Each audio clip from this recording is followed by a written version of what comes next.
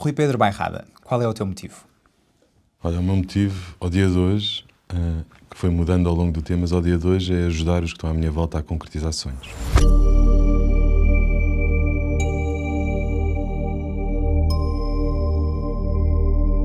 Sempre sonhou ser militar ou não fosse filho de um GNR.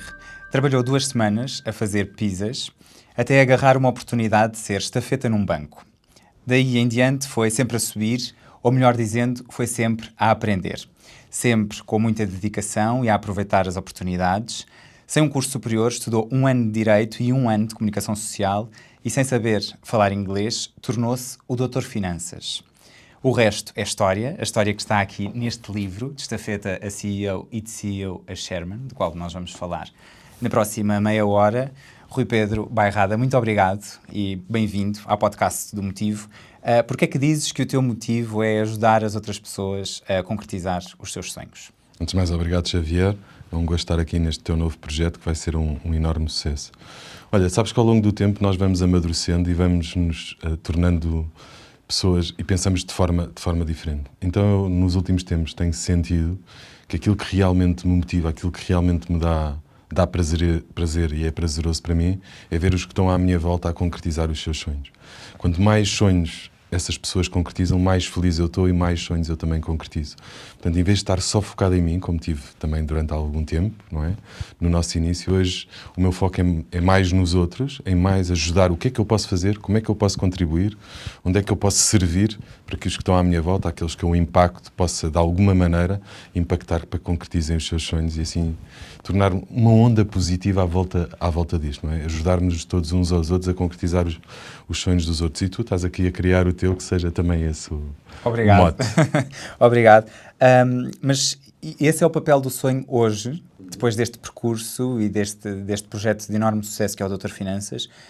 Que papel teve o sonho no início de tudo, com 17 anos, e quando entras pela primeira vez naquele banco, para assumir ali 1 mês do lugar de estafeta?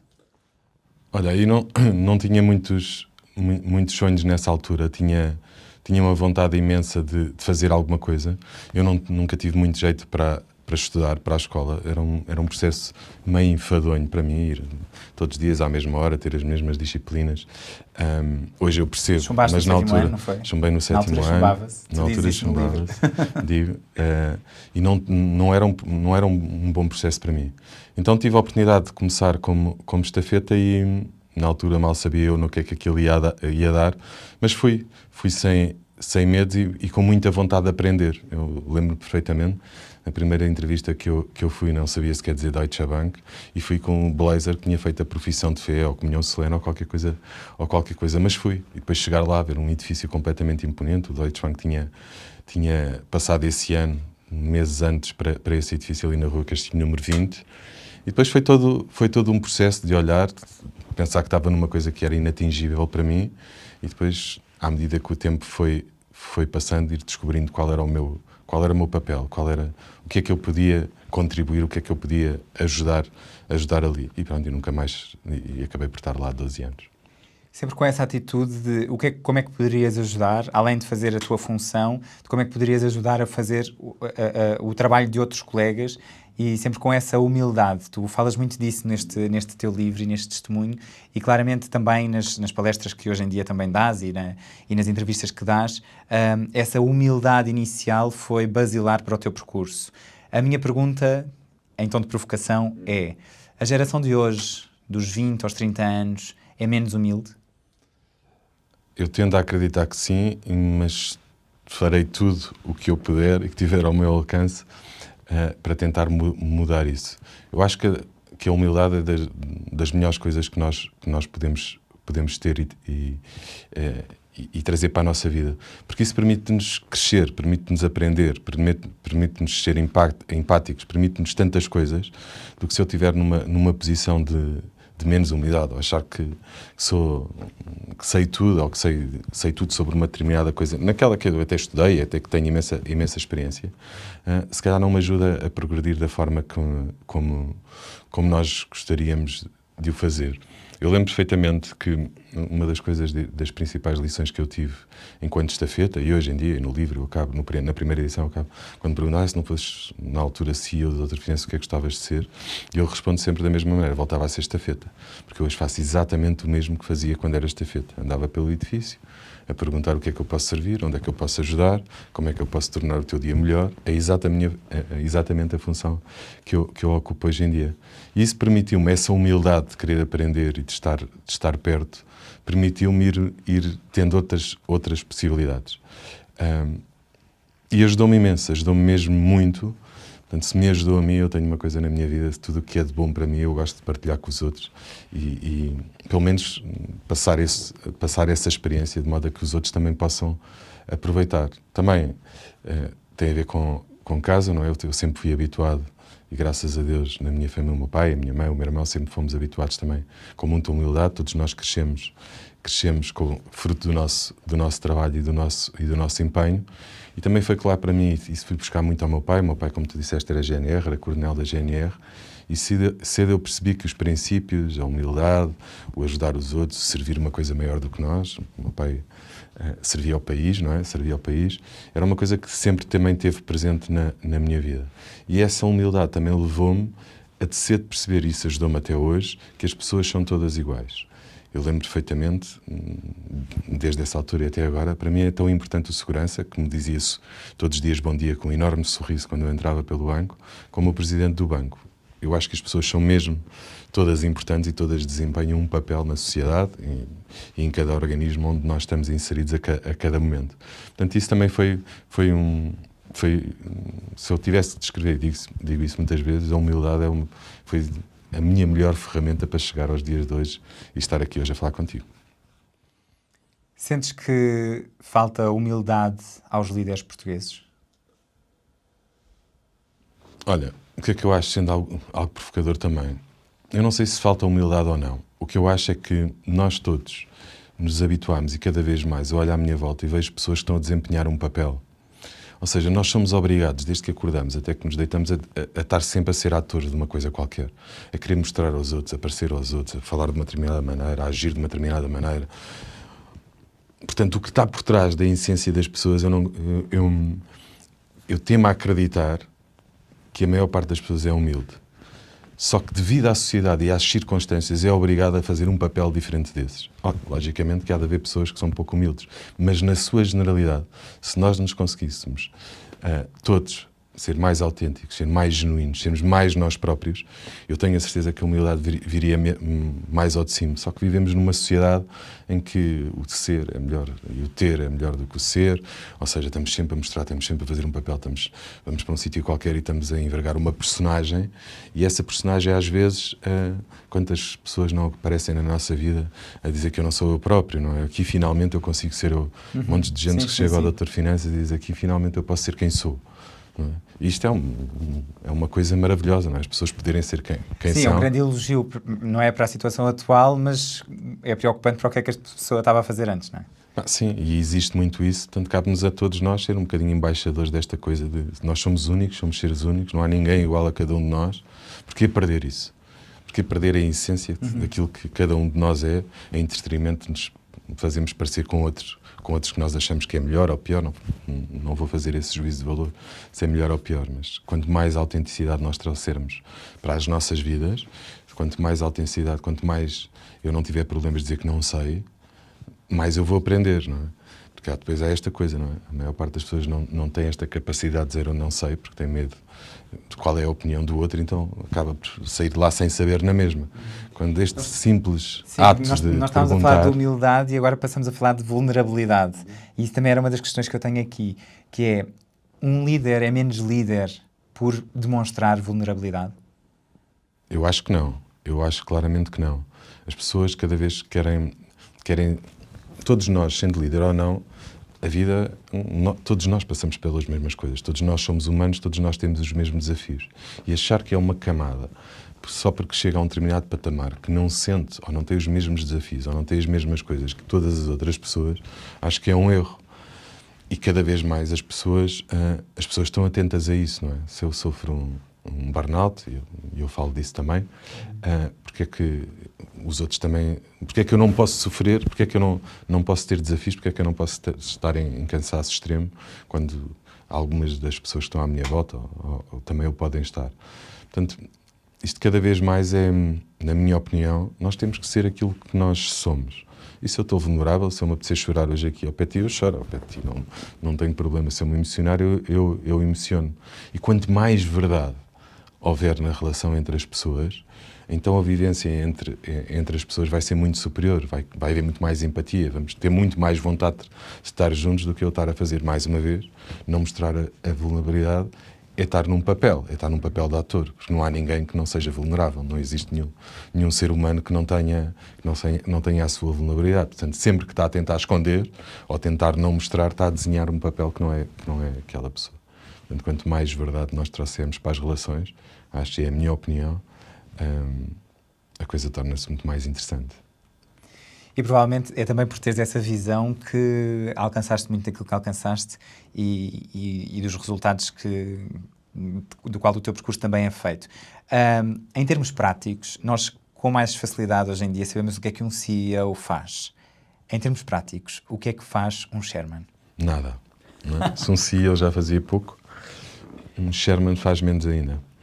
Não, sabes, o papel de chairman é ainda estar mais dentro da floresta. Deixa de ter funções executivas. Para mim foi importante tomar essa decisão. Eu cheguei à conclusão que, passado 10 anos de ser CEO no Doutor Finanças, estava na altura de dar lugar a outros, porque a ambição dos Doutor Finanças também se tornou diferente. Nós crescemos imenso. Hoje damos emprego a mais quase 800 pessoas espalhadas pelo país.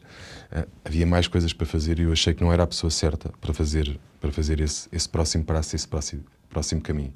Então era importante ir buscar alguém para desempenhar esse papel, retirando-me da gestão do dia-a-dia e trazendo mais uma vez, que foi um bocadinho o percurso. Eu, ao longo do trajeto, nós começámos 5 em 2014, quando iniciámos o projeto do Doutor Finanças. Hoje somos cerca de 340 diretos a trabalhar diretamente no Doutor Finanças, mais quase 500 numa rede de franchising espalhada por 100 lojas por todo o país. Então era preciso trazer mais consistência, era preciso ir buscar pessoas que pensassem e que trouxessem valências para o projeto de Doutor Finanças que eu não tinha. Então é aí que eu dou o passo de sair, passar a Sherman, e vou buscar 2 co-CEOs, mais uma vez um processo assim meio diferente do que é normal em Portugal e até no mundo. Bem, duas pessoas assumir o papel que tu na altura desempenhavas. O papel que eu tinha. E eu fiquei numa posição de garante da marca, de estar mais por cima da floresta, andar mais pela rua, andar mais em conversas, perceber onde é que o Doutor Finanças pode ir, sair mais do gabinete e andar mais na rua, mais a falar com stakeholders, mais lá por fora. No edifício continuo a andar também. Eu também nunca fui muito de estar no gabinete. Quem me conhece, eu sou mais de andar pelo... Não perdi esse hábito quando tinha 18 anos como estafeta. Ando sempre a sentir as pessoas, que é uma das coisas que eu mais gosto de fazer, é chegar ao pé das pessoas. Às vezes até lhes faço massagens para sentir qual é o nível de tensão. E as pessoas ficam logo mais tensas ainda. Eu meço a tensão e digo, olha, tens que descansar ou tens que fazer qualquer coisa, estás aqui com uma contratura, alguma coisa não está bom. Estou a brincar, mas a falar a sério. Eu faço mesmo isso. Portanto, este é um papel mais de estar a olhar para... a ver uma coisa que tu fizeste nascer, ou que ajudaste a criar, que chega à maioridade, não é? Quase como veres um filho a ir estudar lá para fora, não é? Eu fui empreendedor ativo e com funções executivas durante 18 anos, é uma analogia, mas tem piada. Depois é quase veres que o teu filho vai para a faculdade trabalhar lá fora, em que tu queres vê-lo voar, queres vê-lo crescer e estás com um maior distanciamento, mas a lutar todos os dias para que ele cresça o mais possível, que seja o mais promissor e mais feliz possível, não é? Nesse percurso e nessa passagem de CEO para Chairman, e isto é obviamente a minha leitura, mas tu também abordas isso ali numa passagem do livro, e que é, tu pões um bocadinho o teu ego de lado para assumires isso, como já tinhas assumido uns anos antes, quando o Doutor Finanças eras tu que aparecias de bata e era a tua cara sempre, porque ao início e para a afirmação da marca foi importante dar essa cara à marca, mas a dada altura tu percebes que a marca, tu queres que a marca seja uma Global. entidade independente de ti. E, portanto, aí também retiras o teu ego para diferenciar essas duas entidades, o Rui e o Doutor Finanças, e depois voltas a fazer isso nesta passagem, né, de testemunho de CEO. Mais uma vez aqui um bocadinho uma provocação, olhando para o tecido empresarial e para os empreendedores em Portugal, o ego às vezes atrapalha? Eu acho que sim, eu acho que sim. Porque nós todos, volta um bocadinho à peça de teatro, não é? Muitas das vezes nós estamos fora da nossa zona de conforto a fazer uma determinada coisa. Às vezes eu estou infeliz, já não me apetece fazer aquilo, apetecia-me fazer outra coisa, mas só devido ao cargo que eu tenho, à posição que eu tenho, ou como os outros olham para mim, porque eu atingi um determinado patamar, então eu vou-me mantendo ali. Então estou numa infelicidade extrema e continuo a ser, em vez de estar cada vez quanto mais subo, eu ser mais feliz, cada vez eu mais subo, muitas das pessoas tornam-se cada vez mais infelizes por não poderem dar esse passo.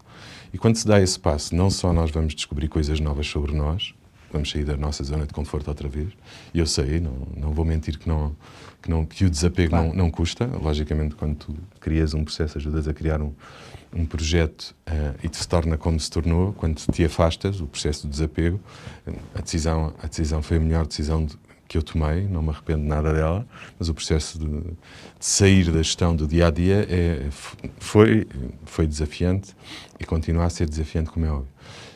Mas traz tantas coisas boas, imagina, cada vez que nós nos desapegamos de um lugar, eu veio-me esta razão quando tomei esta decisão. Imagina o que tu não fizeste no universo à tua volta. Eu saio do meu lugar, vêm duas pessoas para o meu lugar. Essas duas pessoas libertaram os dois lugares, um num banco, outro numa fintech que estava. As outras pessoas cresceram. Então, cada vez que alguém se liberta e vai fazer uma coisa diferente, provavelmente até para ser mais feliz do que o que estava antes, então o ecossistema todo mexe e fazemos todos crescer. Se não houver este movimento, se estivermos todos agarrados aos nossos próprios egos, então isto não mexe. Então estamos sempre na mesma e não conseguimos contribuir para que haja crescimento dos que estão à nossa volta. Eu acho que as pessoas devem ser mais honestas com elas próprias. Tem a ver com o ego e têm que chegar a uma altura, se são felizes a fazer aquilo, acho que devem continuar a ser. Se não são, questionem o que é que podem fazer de diferente para voltarem a ser felizes, porque ao final do dia nós andamos cá também para nos sentirmos realizados com as nossas coisas, com os nossos projetos, com as nossas vidas. E se são felizes ou se estão realmente só apegados ao conforto, não é? Porque muitas vezes eu creio que as pessoas estão tão no piloto automático que pensam que estão felizes, mas na verdade estão só confortáveis naquela posição e a assumir aquele controle. Mas pronto, isso também é uma leitura que eu faço. E tu, Há de haver sinais. Exato. Mas, e também, voltando aqui à questão do ego e à questão da vulnerabilidade e da honestidade que tu abordaste agora, há um momento, e tu já falaste nisto também em diferentes momentos, que é, tu lidas muito bem com um colaborador teu, e tu até dizes o nome, eu é que já não me recordo, que chega ao pé de ti e que diz, eu quero o teu lugar. Uhum. E tu, em vez de sentires isso como uma ameaça, tu assumes isso como algo bom, é bom teres ambição, vamos trilhar esse caminho. Sim, sabes que... Reconheces que não é uma atitude muito usual, ou não? Deveria ser mais, acho eu. Imagina, quem me dera a mim que ter 10 CEOs no Doutor Finanças, era sinal que nós tínhamos crescido imenso. Há uma coisa que me aconteceu aos 30 anos que eu não faço a ninguém. Aos 30 anos, quando eu estava no Deutsche Bank, fui desafiado para subir mais um degrau, na altura para Private Banker, e na altura a pessoa o meu diretor disse que eu não tinha capacidade para essa função. E isso foi quando eu vi os meus sonhos, o meu papel ali tinha acabado, e é quando eu me despeço e abro a minha primeira empresa. E cedo eu percebi que não ia cortar os sonhos a ninguém.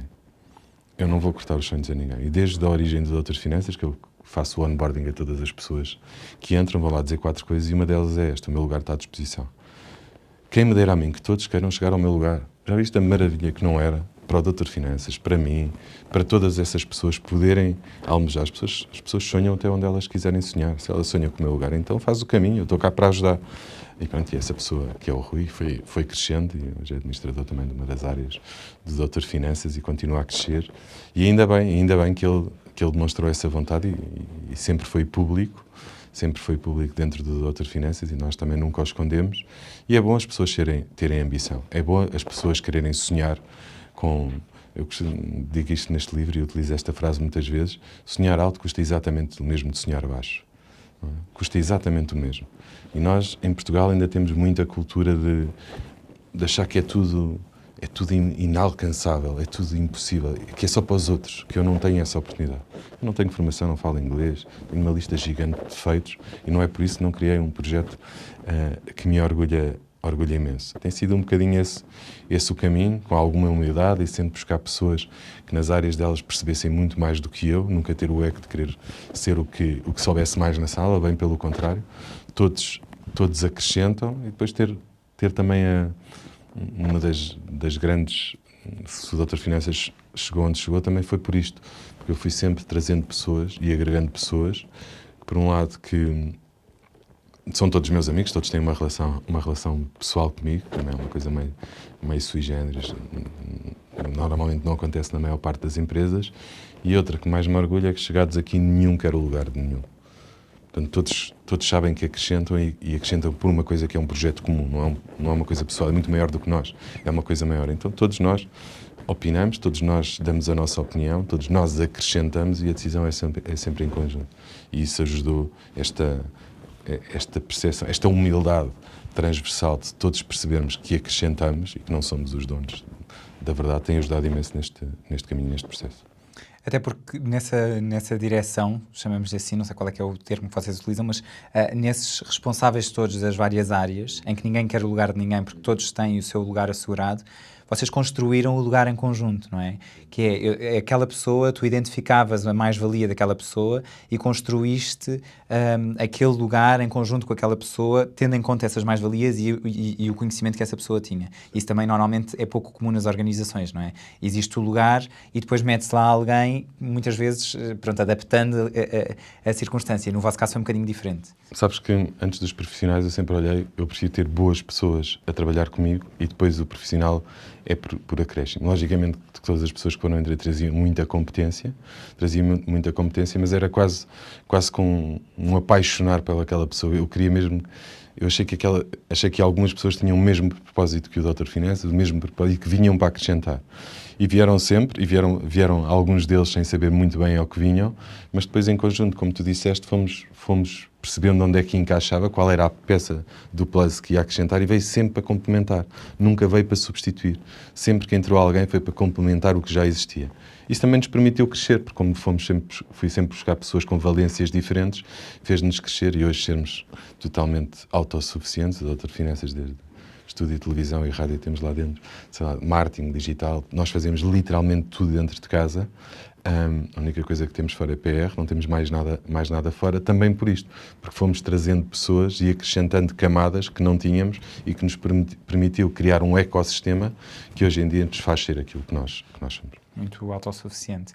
É a primeira frase do teu livro que eu achei muito curiosa, porque no mundo dos livros a primeira frase também revela sempre alguma coisa, pelo menos as pessoas são atentas a isso.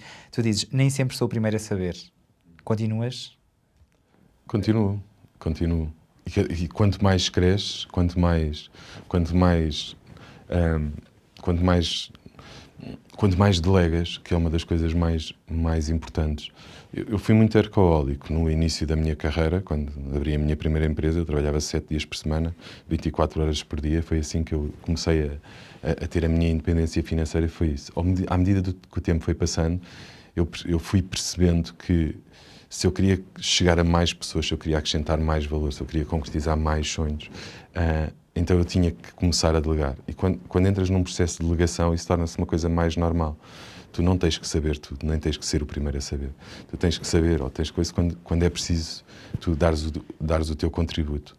E dar essa autoridade e essa autonomia às pessoas fazem senti-las também úteis e que estão a acrescentar valor e estão a fazer também a tomar as suas próprias decisões, o que no ecossistema acaba por correr bastante bem. Tu dizes muitas vezes na tua vida toda, desde que dás entrevistas, palestras e que escreves livros, que és uma pessoa de pessoas. Esse é um dos teus principais traços de personalidade.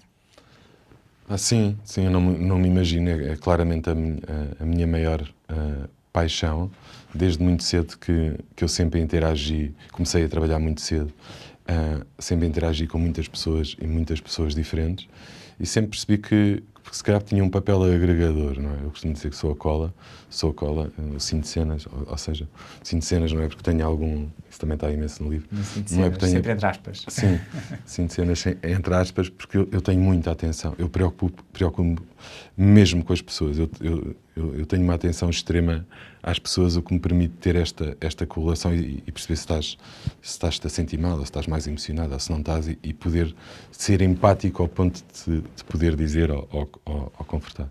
E a minha vida tem sido feita de pessoas, não é? A vida sozinha não tem piada. Primeiro casei, agora depois pus os meus 3 filhos, que eu adoro, e todas as pessoas que estão à nossa volta. Se nós, às vezes perguntam-me, muitos, Rui, o que é que tu fazes, ou o que é que vocês fazem no Doutor Finanças? Que as pessoas estão sempre a sorrir, e as pessoas estão sempre nas redes sociais, e escrevem imensas coisas, e eu, mais ou menos polémico, digo sempre a mesma coisa. Nós não fazemos nada de especial. A única coisa que nós fazemos é tratarmos as pessoas como pessoas. É só isso. Então, se nós trouxermos isso para a nossa vida, se nós tratarmos as pessoas como pessoas, e se nós percebermos que todas as pessoas são iguais, e se tu hoje estás mal disposto, tu também podes estar mal disposto, porque eu também posso estar mal disposto, porque é que tu não poderias estar mal disposto, ou hoje não te apetecer uma coisa qualquer, ou estás mais irritado.